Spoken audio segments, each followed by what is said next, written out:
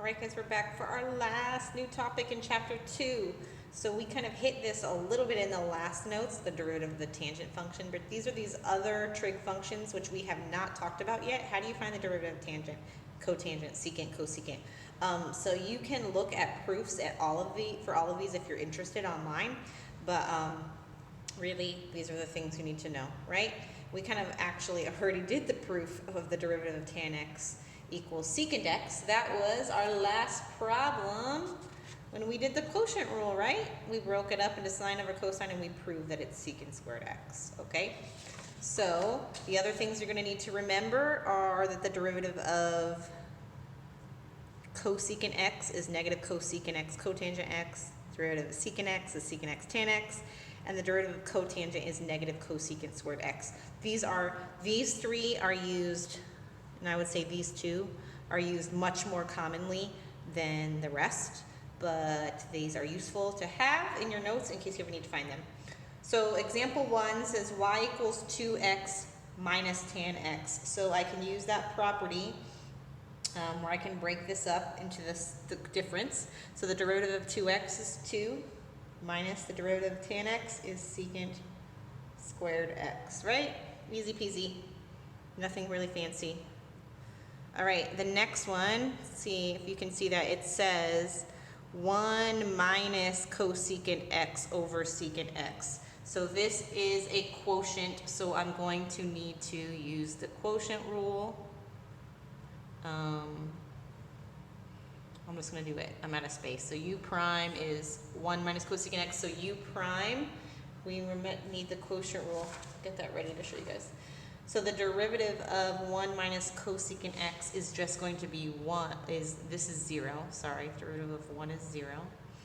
And the derivative of negative cosecant x is going to become a negative of a negative, so positive cosecant x cotangent x. Okay?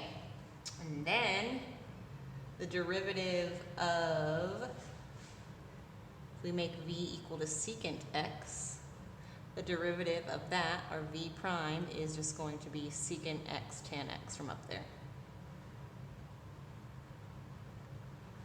Okay, now let's zoom back out. Let me try to zoom back out and show you my work. Okay, so we are going to use the quotient rule. So remember this thing, u prime v minus uv prime over v squared.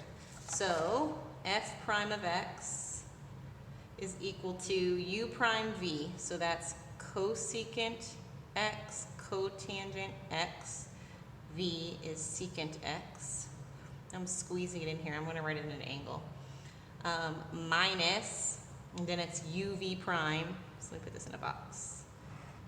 Minus u is 1 minus cosecant x, and v prime is secant x tan x. And all of that is over v squared, so secant squared x. Sorry, that's all crooked. I'm going to straighten it out now when I simplify. So what does that mean? That means f prime of x equals, let me just rewrite it, cosecant x cotangent x secant x. Now this is minus, and then 1 times secant x tan x is minus secant x tan x, and then plus cosecant x secant x tan x, all over secant squared x. So right away I notice that there's all these secants here that I can cancel out. So here's a secant, here's a secant, here's a secant, so that's not squared anymore. I have a tan x in these two, and a cosecant x in these two, so I can just leave it as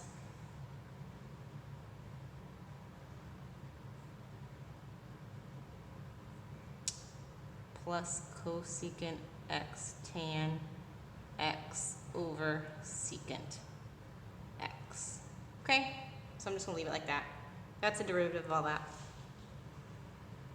All right, and now the last one I have is y equals sine x times tan x. So this is product rule. U equals sine x, v equals tan x, u prime equals cosine x. V prime equals, from up here, secant squared x.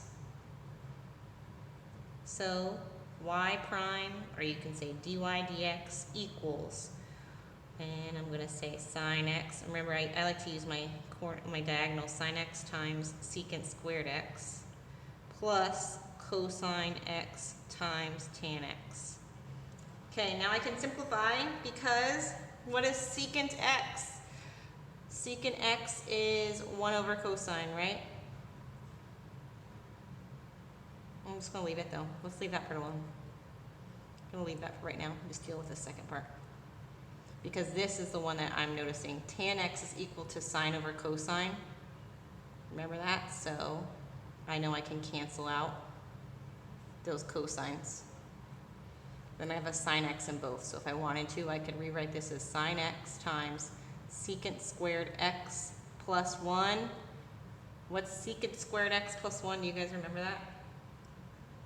Where did I write that before? Secant squared x, well, it's secant squared x minus 1 is tan x. So I was trying to see if I could add another identity there. We could maybe play with it more, but I'm just going to leave it like that for y prime. Okay, short video just to add those to your bucket. Okay, see you guys later.